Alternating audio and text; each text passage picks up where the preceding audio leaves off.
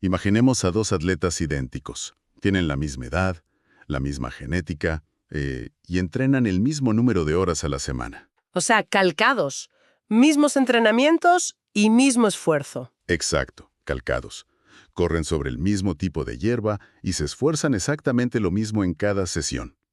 Pero a ver, resulta que al cabo de 8 semanas, uno de ellos se vuelve significativamente más rápido que el otro. Ostras, y asumo que hay un truco detrás de esto. Pues fíjate, la única diferencia en todo su régimen de entrenamiento es que uno de ellos corría dentro de un cuadrado dibujado en el suelo y el otro dentro de un rectángulo. Madre mía, parece un truco de magia geométrica, la verdad. Lo parece, sí, pero es pura biología adaptativa. Y precisamente por eso damos la bienvenida a quienes nos escuchan a un nuevo análisis en profundidad. Nuestra misión hoy es desglosar un estudio absolutamente fascinante sobre cómo la simple alteración de la geometría del espacio de entrenamiento puede cambiar radicalmente el rendimiento físico. Y para hacer esto, claro, vamos a apoyarnos en un trabajo de investigación sumamente riguroso.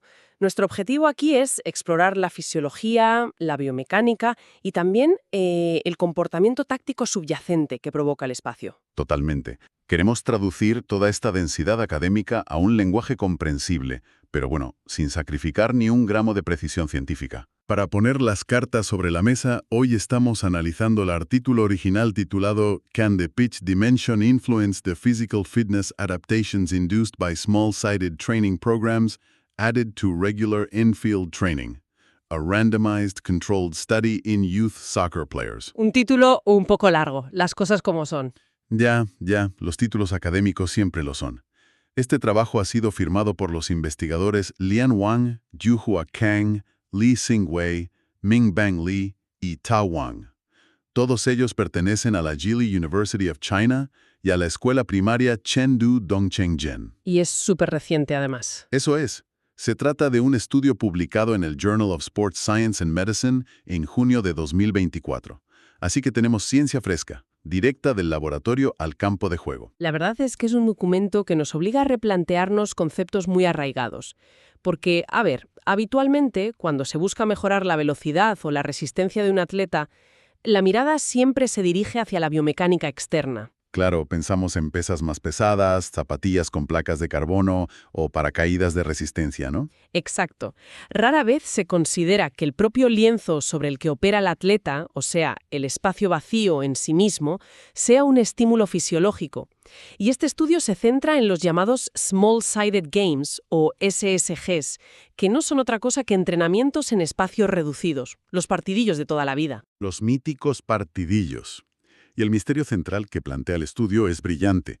Si se mantiene exactamente la misma superficie total en metros cuadrados por jugador, ¿puede el simple hecho de obligar a un equipo a jugar en un rectángulo alargado, en lugar de en un cuadrado perfecto, reescribir su capacidad de sprintar? Es una hipótesis súper atrevida, porque claro, desafía la intuición de que el esfuerzo es el esfuerzo, sin importar las líneas que pintes en el suelo. Vale, vamos a desgranar esto.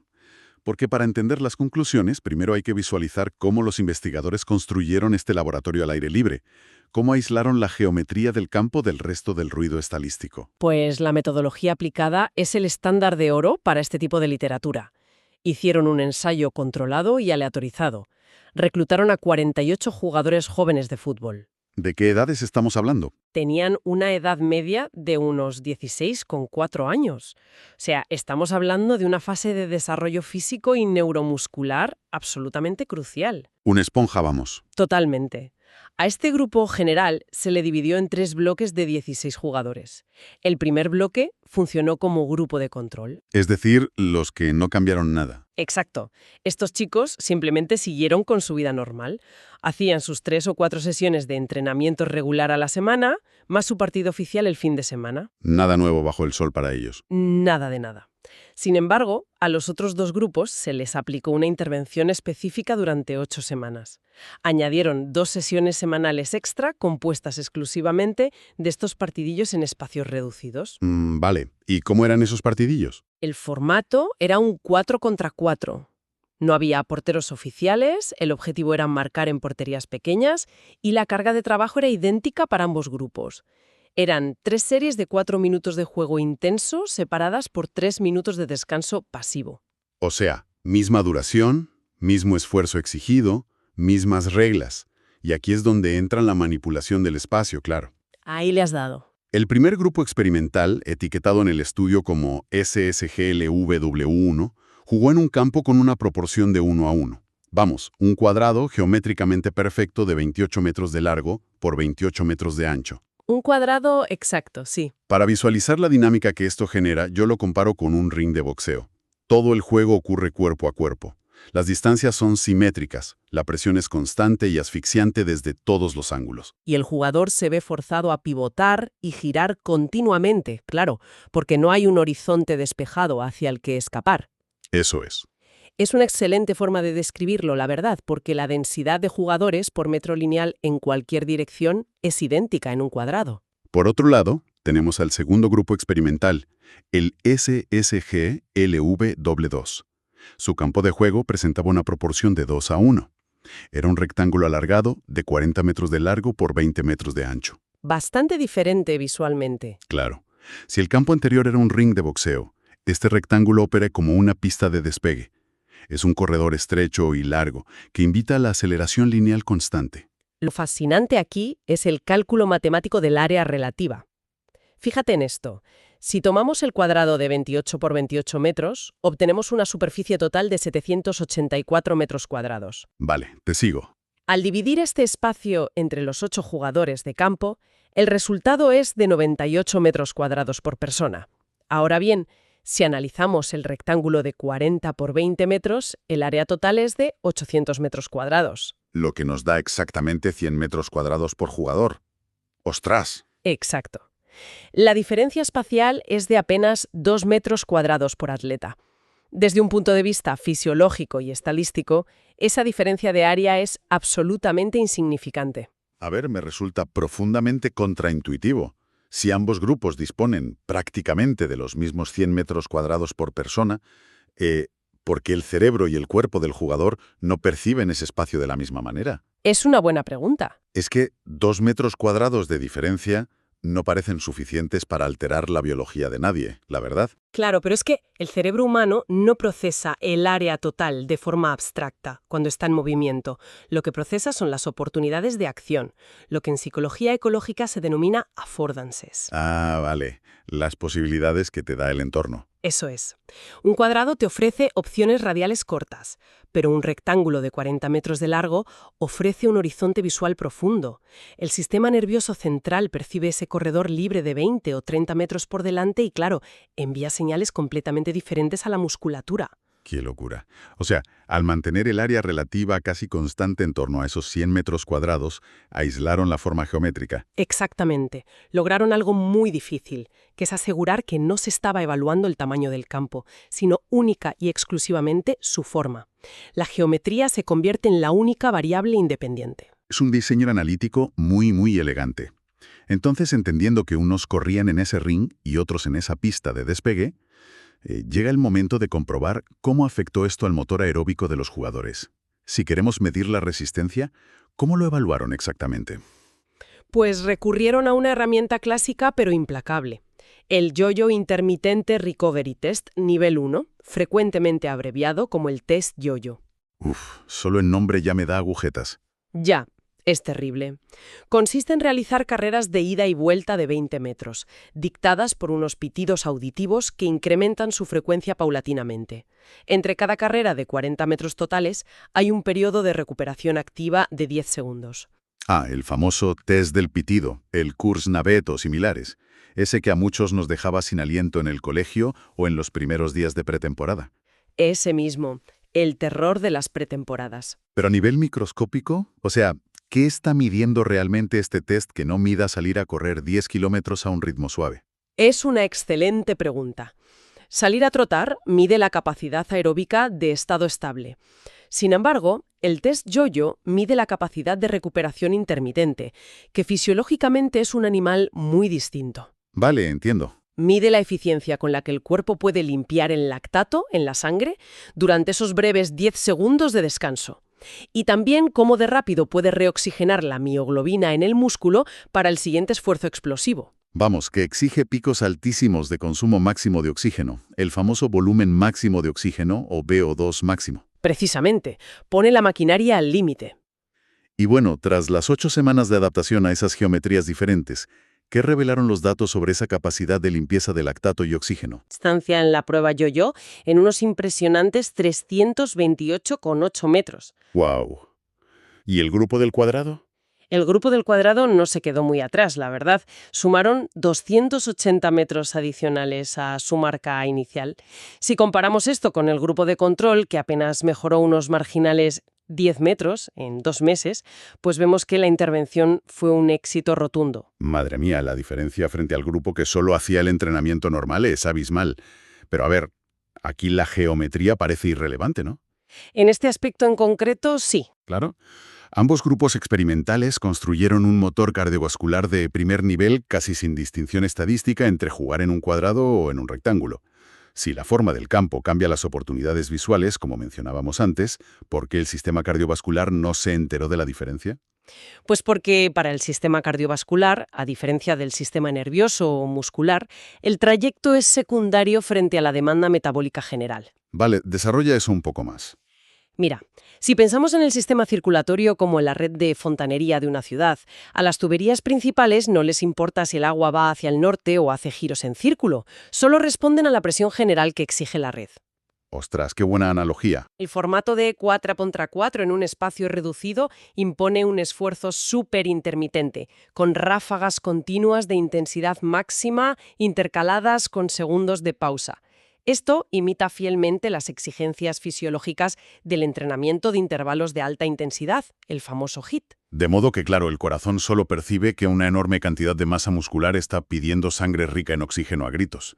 ¿Le da exactamente igual si esa masa muscular está frenando o sprintando en línea recta? Precisamente, esa demanda, sostenida durante los 12 minutos totales de juego, obliga al organismo a realizar adaptaciones sistémicas. Se produce la angiogénesis, es decir, la creación de nuevos capilares sanguíneos para irrigar mejor los músculos. Y aumenta la densidad de las mitocondrias dentro de las células, claro. Eso es. Y todo esto ocurre igual en el campo cuadrado que en el rectangular. Vale, entonces, si la fontanería interna y el motor aeróbico crecen igual sin importar la geometría, las conclusiones del estudio no podían detenerse ahí, porque el título del artículo no se pregunta sobre los beneficios de jugar en espacios reducidos en general, sino explícitamente sobre la dimensión y forma del terreno.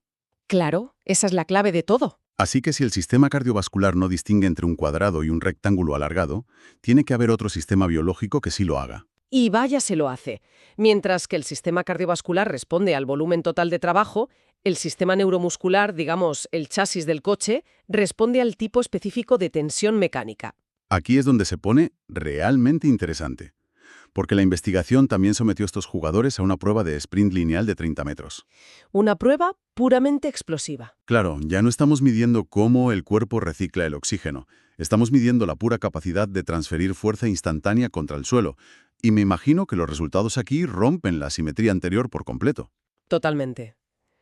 Los datos del sprint son el núcleo real de esta investigación. Después de 2 meses, el grupo que entrenó en el cuadrado apenas logró reducir su tiempo de sprint en 0,017 segundos. O sea, una cifra casi imperceptible estadísticamente. Prácticamente nada. ¿Y el grupo de control? El grupo de control prácticamente no varió. Pero, atención, el grupo del rectángulo alargado, el que entrenó en esa pista de 40 por 20 metros, logró una mejora contundente. Redujeron su tiempo de sprint en 0,092 segundos. Reducir casi una décima de segundo en 30 metros es una salvajada en el deporte de competición. Es una barbaridad, sí. Visualmente, a máxima velocidad, eso equivale a casi 1 metro de ventaja. Es la línea que separa llegar a un pase al hueco de ser interceptado por el defensa. El grupo del rectángulo superó a todos con un margen rotundo. Sin lugar a dudas.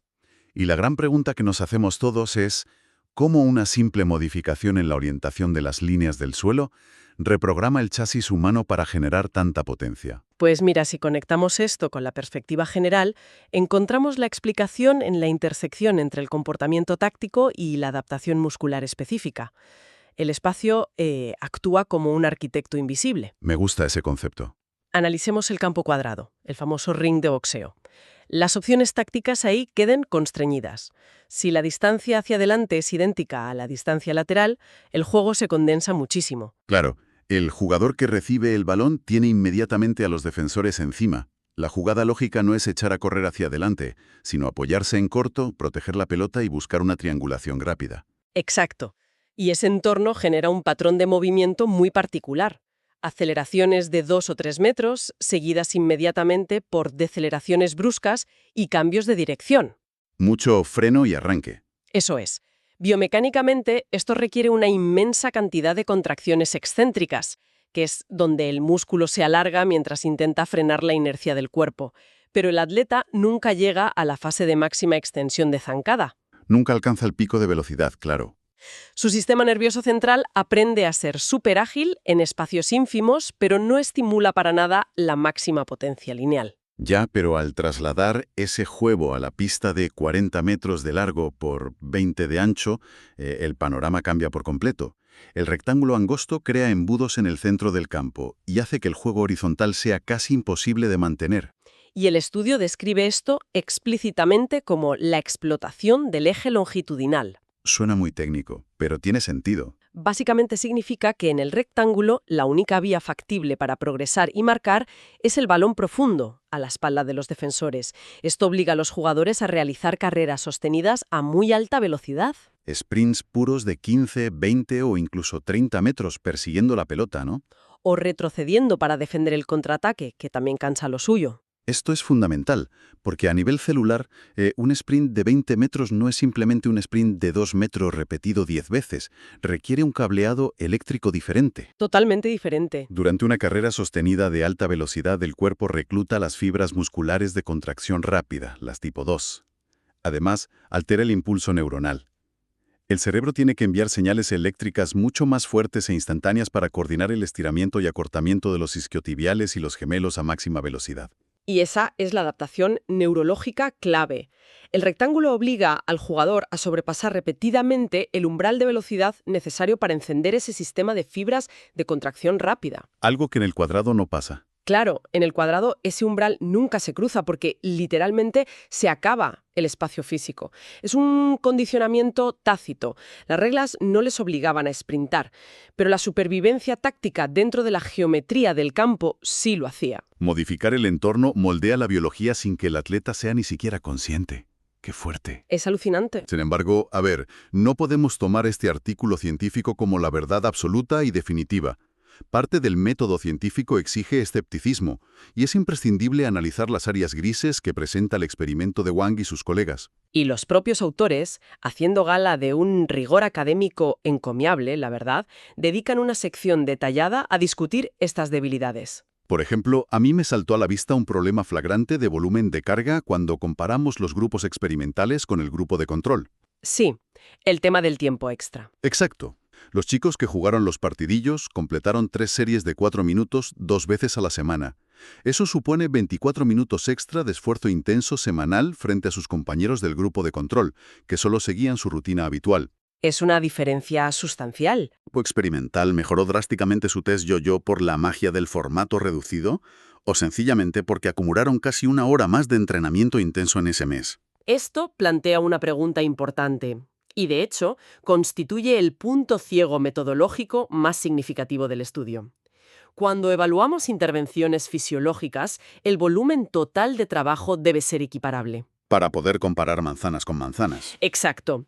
Aunque la comparación entre el grupo del cuadrado y el del rectángulo es súper sólida, porque ambos jugaron esos 24 minutos extra bajo el mismo esquema, el grupo de control no es un contrapeso equilibrado. Ya veo. Para que el diseño fuera perfecto, el grupo de control habría necesitado 24 minutos adicionales de, digamos, ejercicios técnicos aislados o carrera continua, solo para igualar la balanza del volumen de tiempo bajo tensión. Totalmente de acuerdo. Y a esto se le suma una limitación técnica que francamente hoy resulta sorprendente, dado el nivel de monitorización que hay en el deporte moderno.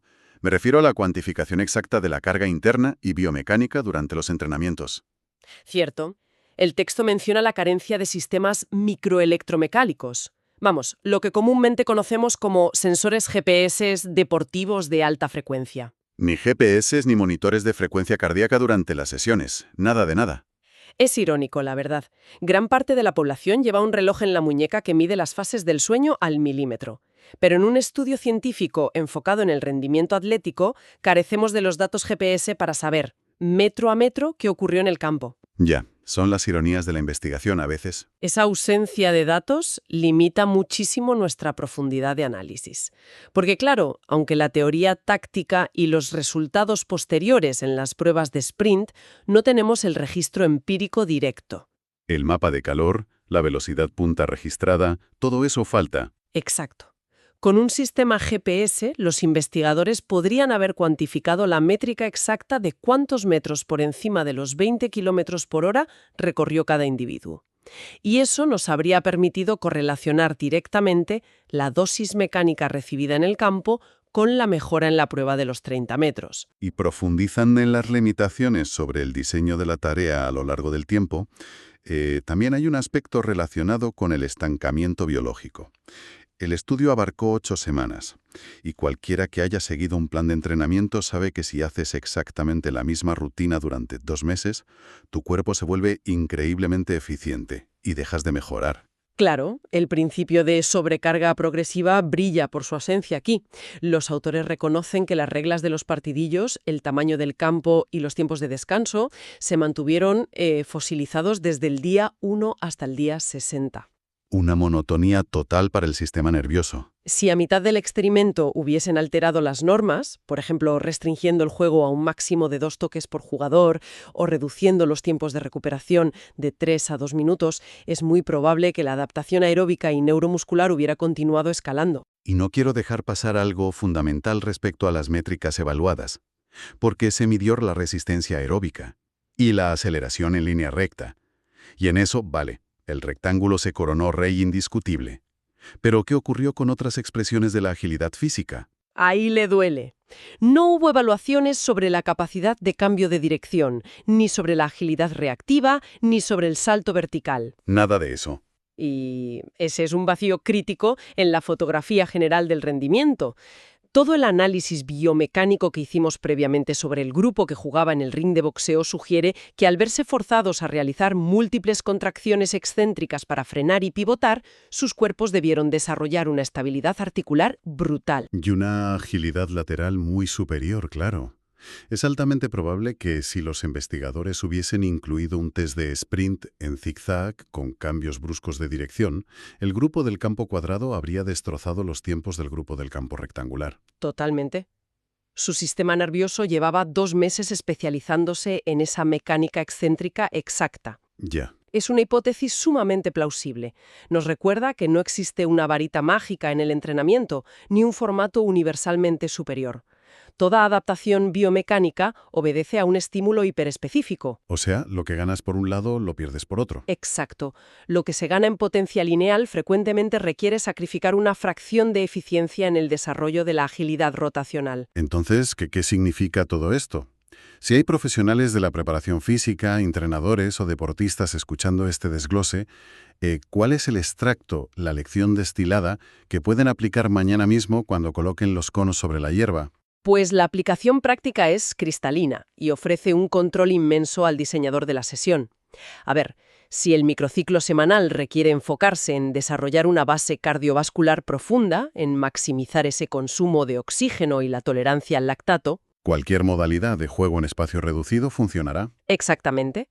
Jugar un 4 contra 4 es una herramienta metabólica excepcional, y la forma geométrica del perímetro pasará a un segundo plano ante el mero esfuerzo sostenido. Para la resistencia la forma es irrelevante, el volumen manda. Así es, pero si el diagnóstico del equipo muestra una deficiencia en la velocidad explosiva, si el objetivo es potenciar la aceleración máxima, alterar la geometría no es opcional, es obligatorio. Hay que estirar el campo. Hay que forzar al sistema nervioso central a reclutar esas fibras musculares rápidas, y la única forma de hacerlo de manera específica en el juego es alargar el campo, creando rectángulos con una proporción mínima de 2:1 para generar esas autopistas longitudinales. Resulta hipnótico constatar cómo un par de metros de pintura o tiza en un césped tienen el poder de modificar la composición fibrilar de un ser humano. Es fascinante, y esto nos empuja hacia una idea final mucho más abarcadora, una que me gustaría dejar en la mente de la audiencia para que la analicen por su cuenta. A ver, cuéntanos. Hemos desglosado empíricamente cómo la manipulación arquitectónica de un espacio altera irremediablemente las respuestas biomecánicas. Pero, ¿hasta qué punto opera este principio en otros aspectos del ecosistema humano? Ostras, es una vía de pensamiento súper interesante. Pensemos en ello. Si la transformación de un cuadrado en un rectángulo determina la velocidad de un atleta, sin que éste cambie su nivel de esfuerzo consciente, ¿qué ocurre en otros espacios que habitamos a diario? ¿Te refieres a oficinas y demás? Claro. ¿De qué manera la disposición geométrica de las mesas en una oficina moldea los patrones de colaboración cognitiva o el flujo de innovación de un equipo de trabajo? ¿O en un entorno educativo? ¿Cómo podría alterar el nivel de atención o las respuestas analíticas de los estudiantes la simple reordenación de los pupitres en un aula? Exacto. La conclusión latente es que a veces, para mejorar el resultado final de un sistema complejo, la solución no radica en presionar a los individuos para que rindan más. Sino en rediseñar la geometría del contenedor en el que operan. ¡Qué gran reflexión para cerrar! Y para quienes deseen adentrarse en la profundidad matemática y fisiológica de esta revelación deportiva, les animamos encarecidamente a leer el artículo original de Wang y sus colegas. Es una lectura obligada, de verdad. Solo hay que buscar el título en el Journal of Sports Science and Medicine de junio de 2024. Es una masterclass sobre metodología científica que merece la pena estudiar de primera mano para comprender mejor la máquina humana. Además, los gráficos que detallan las mejoras fraccionales en los tiempos de sprint y las diferencias estadísticas en la prueba aeróbica proporcionan una perspectiva visual que complementa perfectamente este análisis. Ha sido un recorrido extraordinario, pasando de concebir la velocidad física como un mero producto de la genética o las pesas de gimnasio, a entenderla como una adaptación dictada por las líneas fronterizas de nuestro entorno. Redibujar un espacio es redibujar el cuerpo humano. ¡Qué bien dicho! Nos despedimos por hoy, recordando a quienes nos escuchan que sigan el canal y activen las notificaciones para estar al tanto de futuros análisis en profundidad como este. Hasta la próxima. Hasta